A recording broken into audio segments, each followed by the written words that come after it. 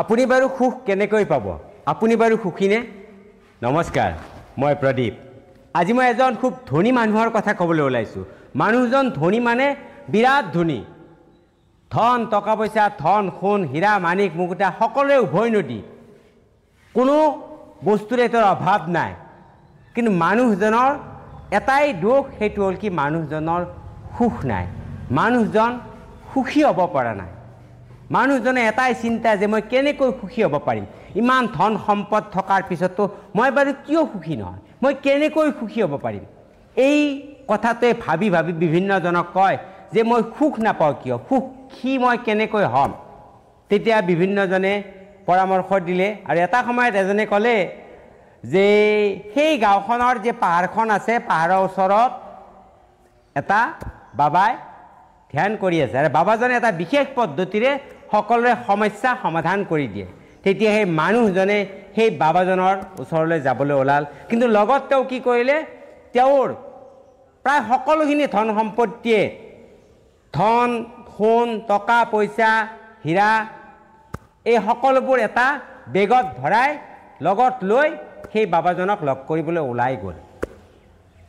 বিভিন্নজনক সুধি সুধি পাহাৰ বগাই এটা সময়ত পাহাৰৰ নামনিত সেই বাবাজনক পালে। জংঘলৰ মাজ, চাৰিওফালে বিৰাট জংঘল।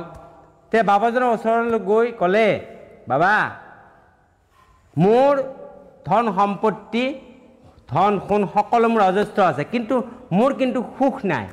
মই বাৰু সুখ কেনেকৈ পাম? এই বুলি বেগটো থৈ বাবাজনৰ সন্মুখত হাতযোৰ কৰিলে। আৰু সেই মুহূৰ্ততে বাবাই কি কৰিলে, সেই মানুহজনৰ বেগটো লৈ দৌৰিবলৈ আৰম্ভ কৰিলে। দৌৰা মানে দৌৰি আছে আৰু পিছে পিছে মানুহজন ভাবিলে এই বাবাজনে কি মোৰ এই জীৱনৰ সমস্ত আৰ্জিত ধনখন লৈ কিয় পলাই গ'ল। এই বুলি ভাবি সেই মানুহজনেও, ধনী মানুহজনেও বাবাজনৰ পিছে পিছে দৌৰি আছে। জংঘলৰ মাজে মাজে বাবাই সেই ধন সোণৰ বেগটো লৈ দৌৰি আছে, পিছে পিছে সেই মানুহজনে নিজৰ বেগটোৰ বাবে দৌৰি আছে। এনেকৈ গৈ গৈ গৈ বাবাই এখন গাঁৱত সোমাল। তেতিয়া গাঁৱৰ মানুহবোৰে বুজি পালে যে বাবাই নিশ্চয় এখেতক কিবা বুজাবৰ কাৰণে এনেকৈ দৌৰিছে। মানুহবোৰক ক'লে, এইজন কি বাবা ৰাখিছে, ইয়াৰ পৰা খেদি দিব নোৱাৰে নেকি, মোৰ গোটেই জীৱনৰ সমস্ত ধন সোণ লৈ পলাল। তেতিয়া সকলোৱে কোনো একো নকয়, মাত্ৰ হাঁহিলে। আৰু এনেকৈ দৌৰি দৌৰি দৌৰি বাবাজনে গাঁওখনৰ শেষত ঘূৰি ঘূৰি ঘূৰি ঘূৰি আহি আকৌ জংঘলৰ মাজত সোমাল। সেই মানুহজনো কি হ'ল, সেই দৌৰি দৌৰি সেই বাবাজনৰ পিছে পিছে আহি জংঘলৰ মাজত সোমাল আৰু দৌৰি এটা সময়ত ভাগৰি পৰিল।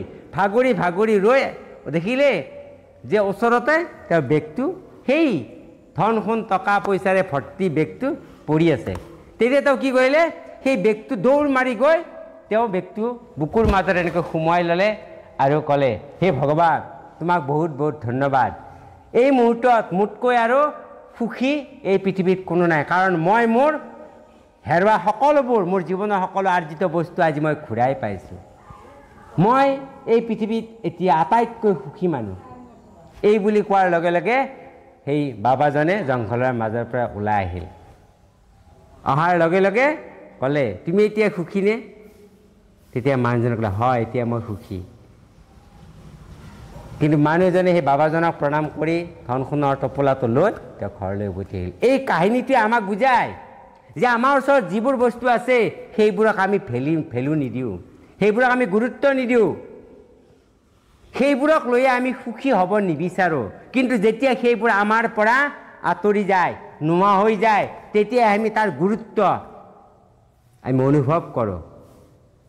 গতিকে আমি আমাৰ জীৱনত সুখী হ'বলৈ হ'লে আমাৰ জীৱনত যিখিনি আছে, যিবোৰ আছে, যিবোৰ সম্পৰ্ক আছে, যিবোৰ ধন টকা পইচা আছে, যিখিনি সামৰ্থ্য আছে, জ্ঞান বুদ্ধি বিবেক আছে, সেইখিনিক লৈ আমি সন্তুষ্ট থাকি আমি আমাৰ জীৱনটো আগুৱাই নিব পাৰোঁ। আৰু সেইবোৰত থাকি আমাৰ থকাখিনিতে যদি আমি সন্তুষ্ট নহওঁ, তেতিয়াহ'লে পৃথিৱীত কোনো এনে শক্তি নাই যিয়ে আমাক সুখী কৰিব পাৰিব, সুখ দিব পাৰিব। আহক আজিৰ পৰাই আমি আমাৰ লগত থকা, আমাৰ ওচৰত থকা সকলোবোৰ বস্তুৰ জৰিয়তে আমি সুখী হ'বলৈ চেষ্টা কৰোঁ। আজিলৈ এৰিলোঁ, পুনৰ আপোনালোকক লগ পাম যদি মোৰ এই চেনেলটো ছাবস্ক্ৰাইব কৰি ৰাখে। পুনৰ আপোনালোক সকলোকে নমস্কাৰ।